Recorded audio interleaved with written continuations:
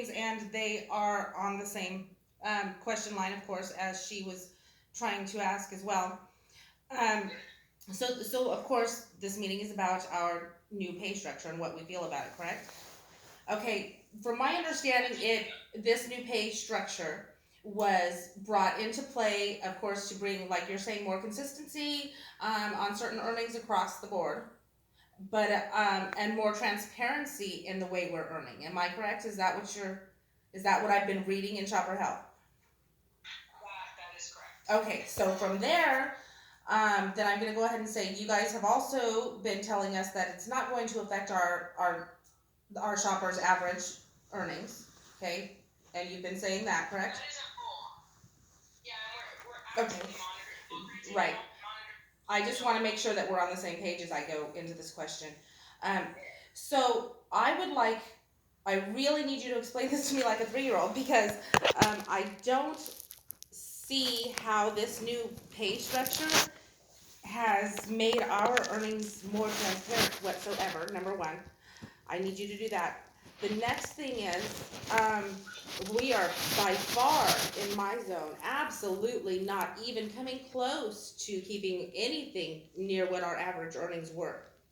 A lot of our batches have gone down. Our incentives that were being offered to accept batches have dramatically increased to a point that it's not even worth us to drive to the store and do the shop, because a lot of us are going to have to pay to do that job. The way our zone is set up, we're losing money is what. What is your zone? I'm in Modesto, California.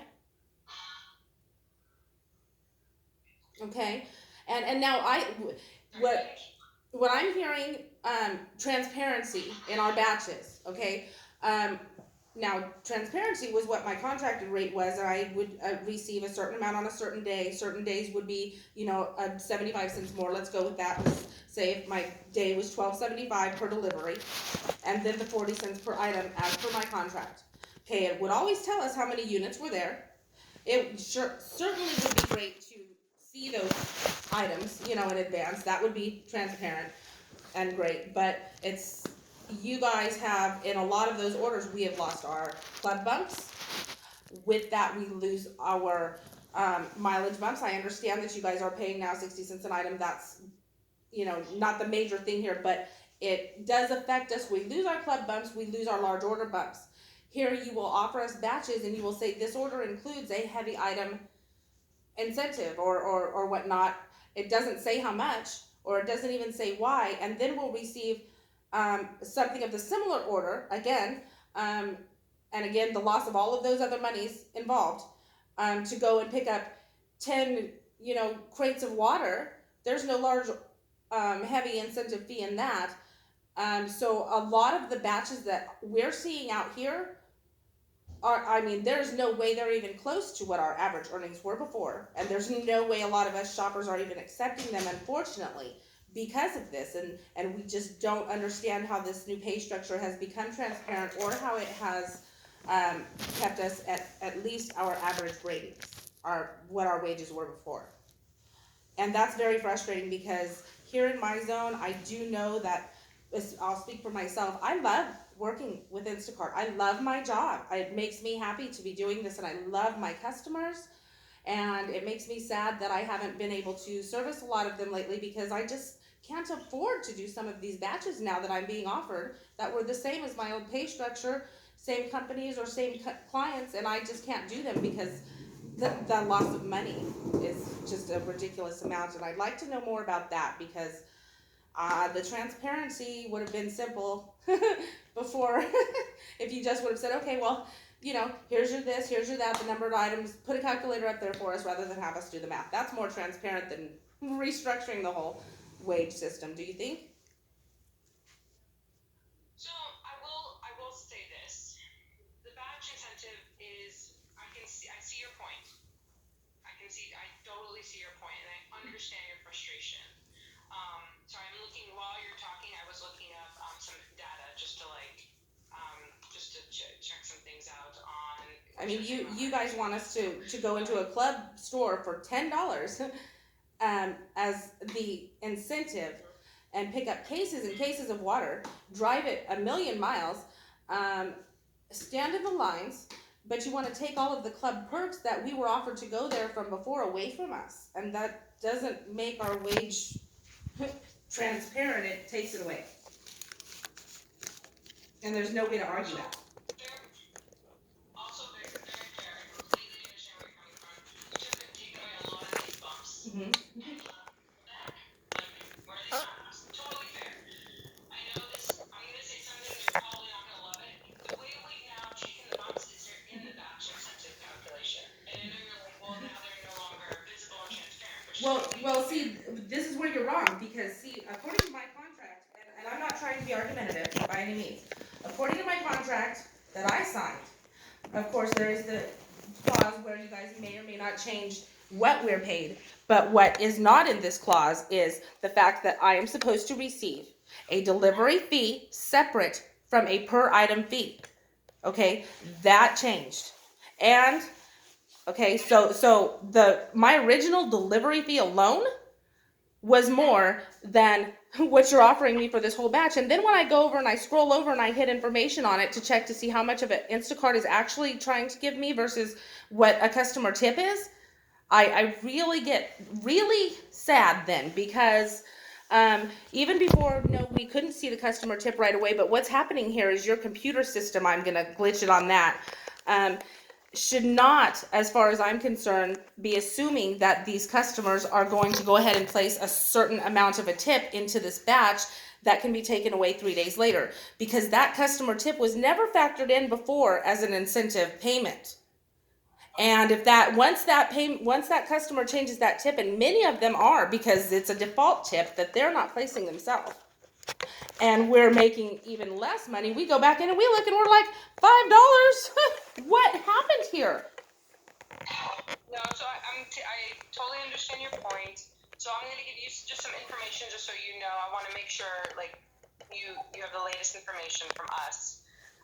We don't have a club bump anymore, but we do look at the retailer when we do the batch incentive calculation. For heavyweight items, we absolutely look at that. That's factored. There's actually 5 things factored into the batch. I understand, but what I'm saying is those 5 factors are not even offering us our close to our old rate of pay before a per item, is what I'm saying. Actually, at Modesto, and the earnings in Modesto have actually slightly gone up with the new earnings. That's not true, because I am in a group linked with mostly all of our shoppers here, and we have been talking a lot amongst us lately. And let me tell you something else that I'm seeing, and this I have proof of. Batches that we have denied here due to, some of the reasons that I'm saying to you right now, clicked over to another shopper immediately, that same batch payment. And this is something maybe your computers know, but you guys don't. But check this out.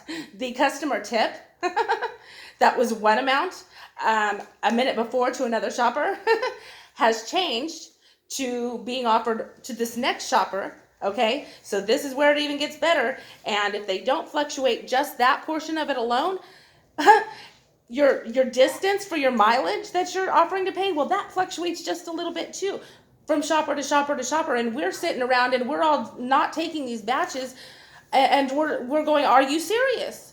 Do they realize this is happening? Because this is just not even funny. So how can you say that the customer's putting in these tips themselves? Well, this is good. It would be good actually if you could get screenshots of these. Well, we have them. That's great. Actually, could you, if you have a screenshot of like the exact same batch?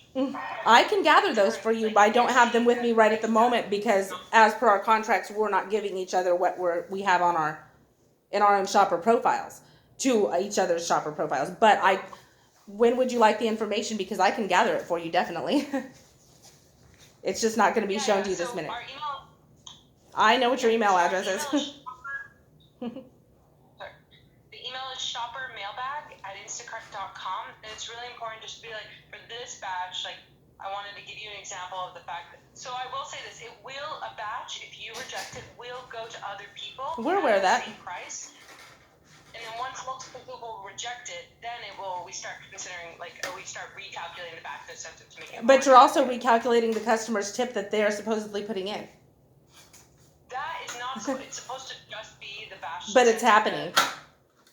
So that's totally fair. If you could actually take screenshots and send that to us, shopper mailbag at Instacart.com, we can file a bug and look into what's going on.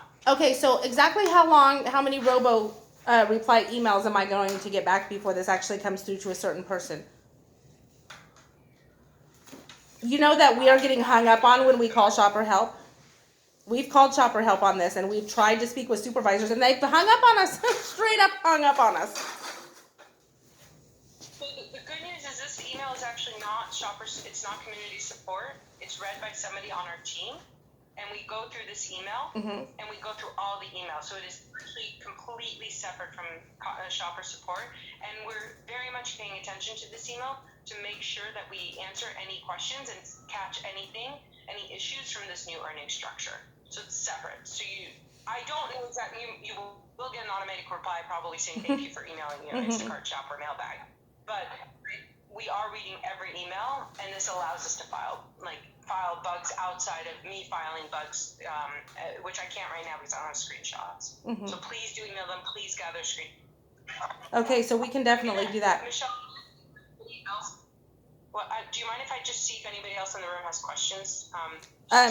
Certainly. I check.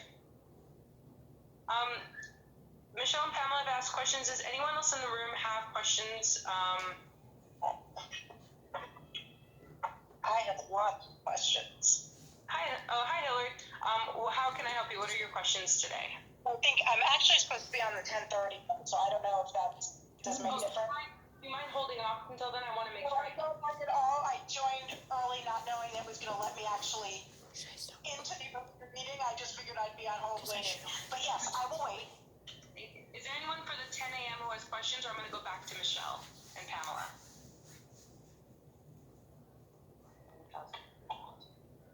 Okay, Michelle, I'm going to go back to Pamela and just go back and forth between you two. Is that fair? It is fair. Pamela, are you still on? Yeah. Hi, Pamela. Do you have any additional questions before I go back to Michelle? I have a question on passing up a batch. Okay. So if now that we have the ability to review what's in the order, if we elect to pass on it, if we refuse it, are we automatically booted off shift? Because that's what used to happen, and there'd be an incident report, reliability incident. Sorry, one second. So the way it works is if you reject 4 batches in a row, you are correct. You will be booted off shift because our system just assumes you're just not on shift. That's assuming. But what you can do is if that happens, if you sign back on, I think it's within 2 hours, you have no penalty, no reliability, nothing like that. And what we're working on in the future is, because you're absolutely right, the point of this transparency so that you can not accept batches that you don't feel you're being fairly compensated for. We are working in the future to make that even more easy to pass up batches. That is something we're actively working on. It's just not ready yet. I have something of the same nature. I used to get a lot of larger orders, and now it seems as though it's far more, much smaller scale, but so many shoppers have been added to my area, and what concerns me is if I don't grab those onesie-twosies, We don't eat. booted off, and it's even more grim. So I've been taking what's coming. So that's helpful information. Is there any conversation around if batches are large in individual units, that additional time be added to do the shop? I mean, I think that's only fair. And I also think if you wind up in a chat conversation with a customer back and forth, or need to call or something like that, so that you're, satisfying their shopping needs, then you could add a few extra minutes to finish the shop, because that my time. So, there's no way to know ahead of time how long a quick chat's going to be, but the goal, I think, for both of us is to have people satisfied who are using the service. And not stressed out shoppers. So what we do is we do look into how long it takes you how we predict how long it'll take to shop the batch, and we do adjust the batch incentive for that. I am noting right now that for large time-consuming batches, we may need to reevaluate our time estimates. I've never seen an adjustment for time, and just about every single week, I get orders for this one company that involves a lot of produce, and they have several locations all over town. So I know several people get these orders, and I have never seen an adjustment